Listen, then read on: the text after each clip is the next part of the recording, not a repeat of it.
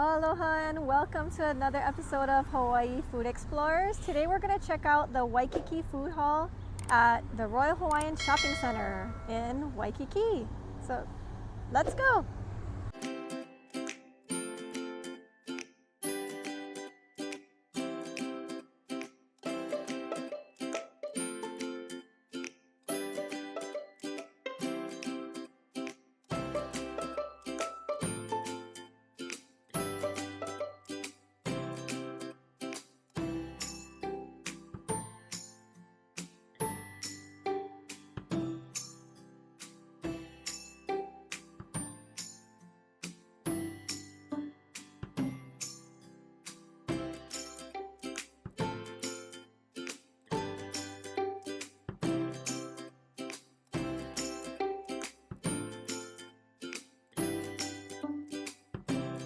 First up is the cheeseburger from Honolulu Burger Company on a taro bun. The taro bun costs 25 cents extra, so you could put it on any one of their combinations with the taro bun. You can see the purpleness of the taro bun. It's a good burger. The bun is nice and soft. But toasted, and the burger has a good flavor. I don't have any complaints about this burger. It does have this sauce on it though. It's a nice burger. Yeah. It's a pretty standard burger. I do like the texture of the taro bun though. The taro bun is nice. You don't really get a lot of flavor, so don't expect it to taste like taro. The consistency is a little different. It does have a slightly different taste than a white bread. I mean, typically for anything in Hawaii, if you have the option to get the taro buns, get it. Yeah. It's gonna be better than their standard bun. So we got the box from pork Tamago Onigiri. And it comes with 1, 2, 3, 4, 5, 6 in the box of different flavors. We also did get the special today, which is a double shrimp. Okay, so here's the double shrimp onigiri. So this is from pork Tamago Onigiri. This is the special that they had. It's pretty big. When you think of a regular Spam musubi size, this is massive. Yeah, it has 2 shrimp fry, egg, and a slice of Spam. And instead of making it into a regular sandwich with bread, they use nori and rice. This is in Japan, they were calling it something like a onigiri sandwich. I know in some places in Shibuya, they've been doing this for a little bit. There's also mayonnaise in it.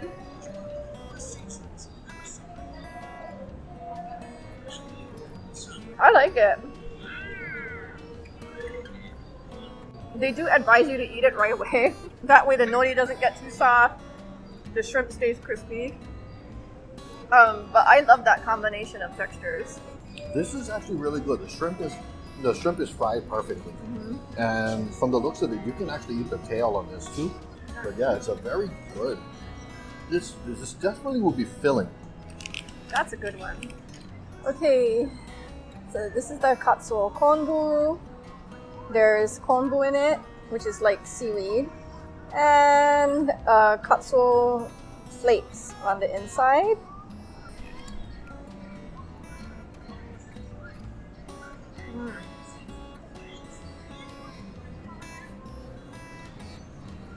It's like Spam musubi taken to another level. Oh, this is delicious. It resembles one of those local Spam musubis that has like a little bit of that curry glaze on it, because the kombu is generally on the sweeter side, and the katsuo flakes brings out a little bit of that umami flavor. Yeah, I love this combination. This is so easy to eat and so delicious. Yeah. So this one is a spicy tuna corn salad. This will be interesting. Looks like they use canned tuna, so it's not raw fish. Doesn't look like it. With corn in it, so we'll see.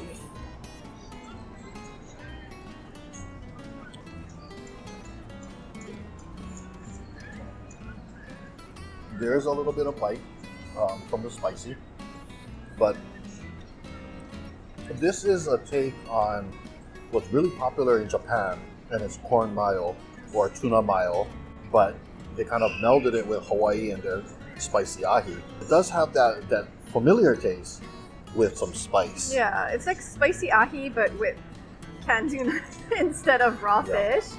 And adding the corn in, it adds additional sweetness and a little bit more texture to it.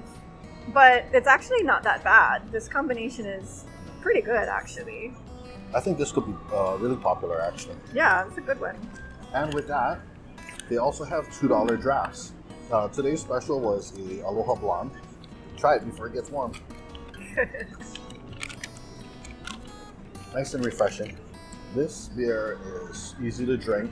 It's a light beer, but it does have some body to it. I don't drink beer, so I leave it to him to judge all the beers.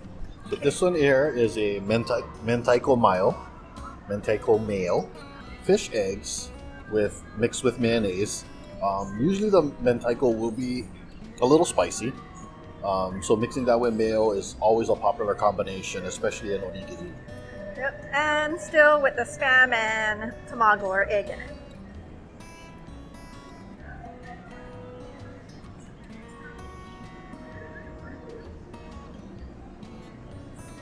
Again, very good combination. You can taste every single thing. The spam, the egg, the mayo, the Mentaiko. And it's the right proportion. It's kind of interesting because it's a combination of things that initially you might not think would work together, but it actually does. I mean, this spam and egg combination is very versatile. So far, they've put all kinds of toppings on it, and they're all great. They're all delicious. Now this next one, I have seen this in Japan from a long time ago, and I've also seen some videos with it recently. And it's a spam, egg, and cheese with ketchup onigiri sandwich.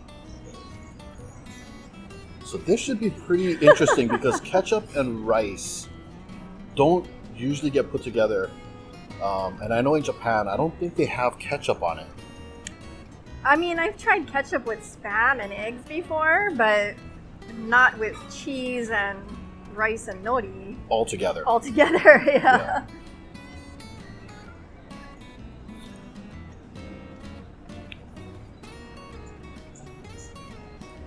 It works. It totally works. This is perfect for those breakfasts on the go. Yeah, it's kind of weird because even though the other ones had spam and egg in it, this one feels like more like breakfast than the other ones. It really tastes like you're eating like a spam egg breakfast. I mean, no different, just cleaner. Yeah, totally works though. Yeah, if you're on the go, if you're around the area, perfect. Okay, this is the standard, the Po-Tama onigiri, which I totally only now understood why they all have spam and egg in it, because it's called pork, which Tamago. is the spam, tamago, which is egg, and the onigiri, which is this thing, right? Japanese are famous for shortening everything. So I was like, oh wow, they put spam and egg in everything. I wonder why.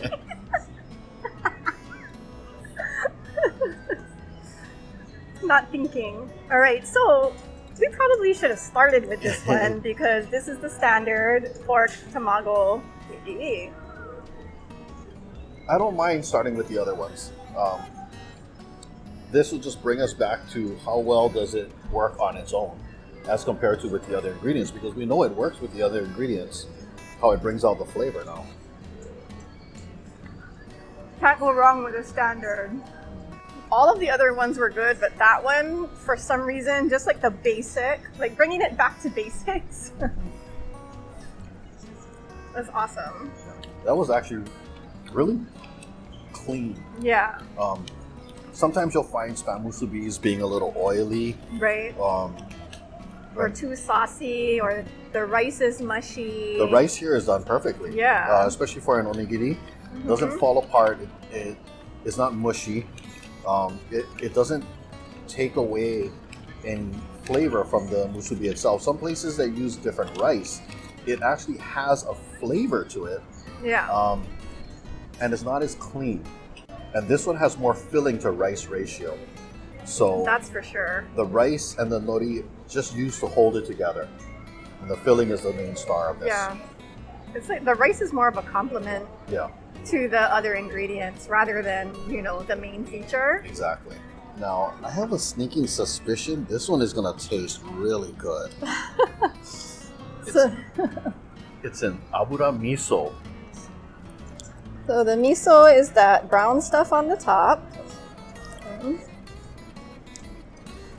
And I don't know, how would you describe Abura miso? It's like sweeter? It's kind of sweet, right? I think generally, especially in Okinawa and things like that, Abura miso usually has meat.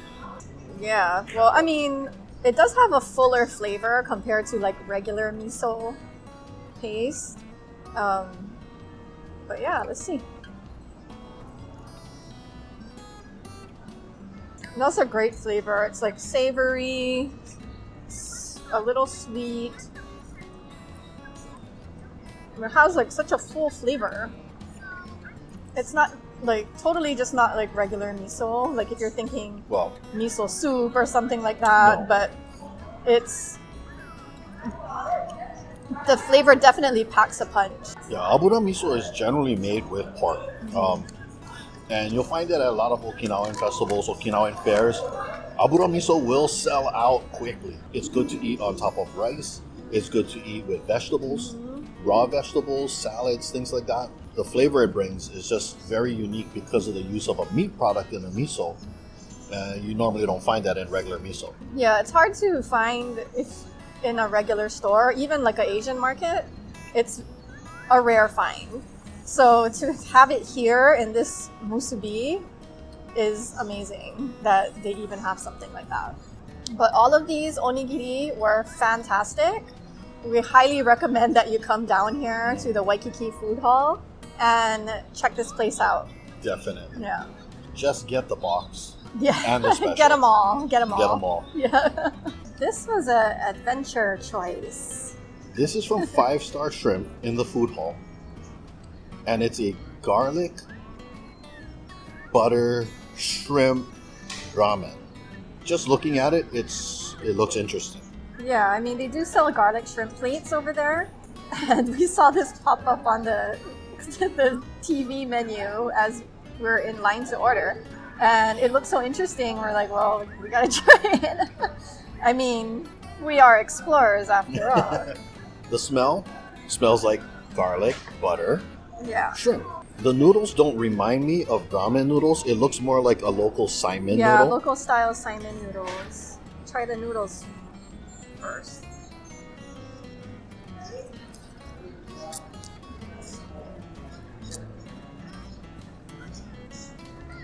I don't hate it. It's actually not bad.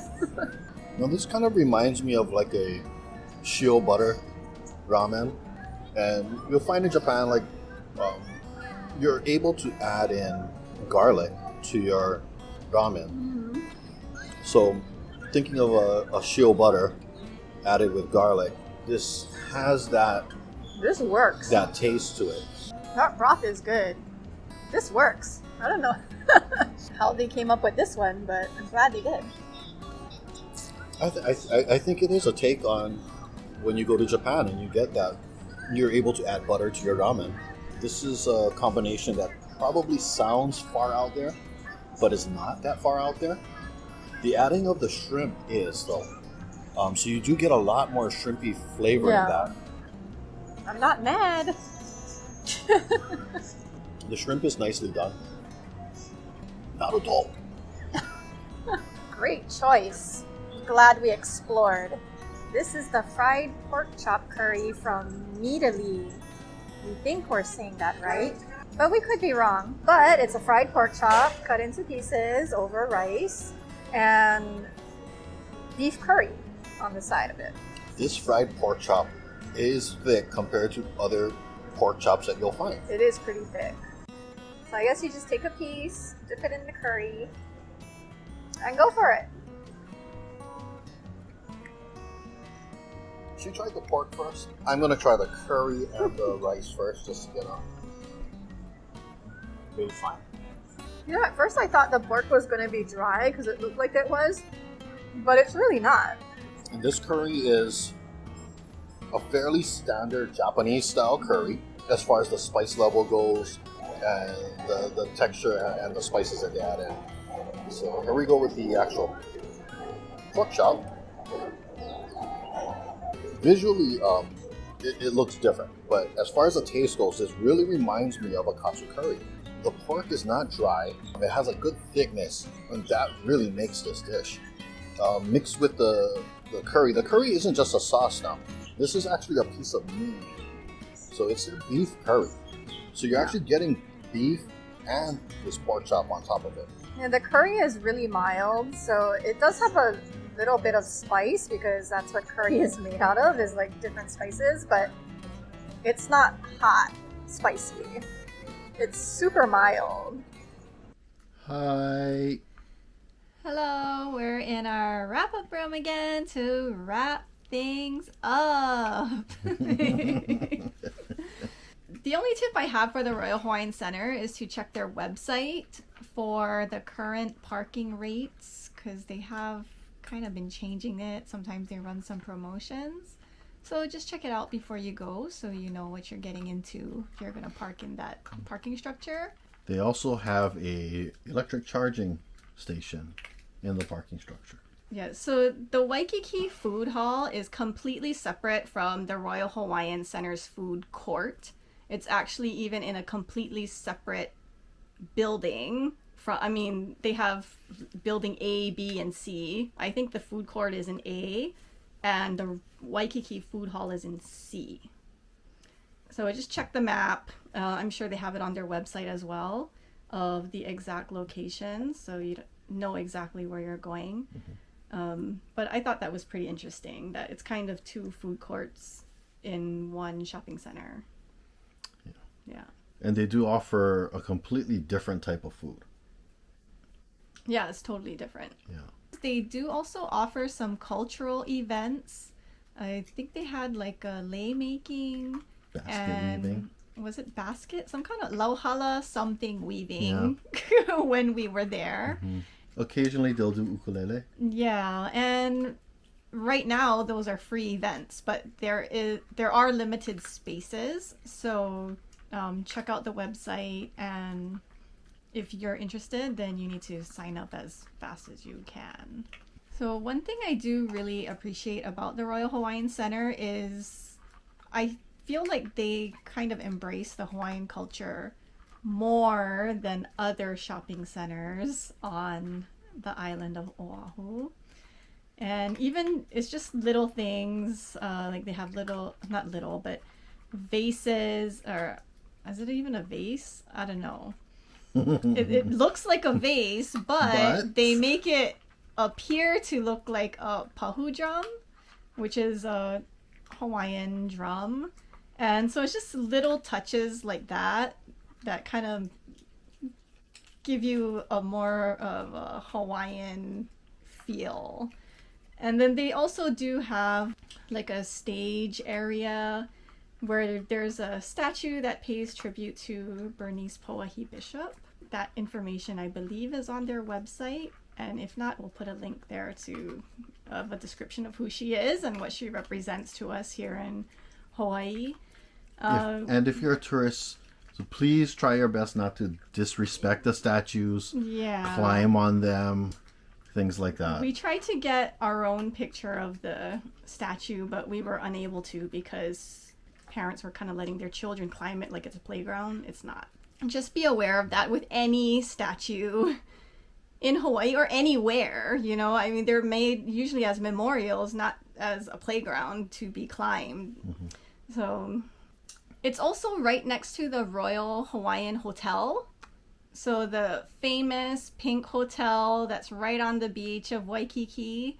There's a pathway connected to the Royal Hawaiian Center that you can take to walk by the hotel in their courtyard over there, and you can take pictures. And it's just it's a short walk, and it's a kind of a nice picturesque place to be. And I think they used to refer to that hotel as the Pink Elephant. I'm not sure.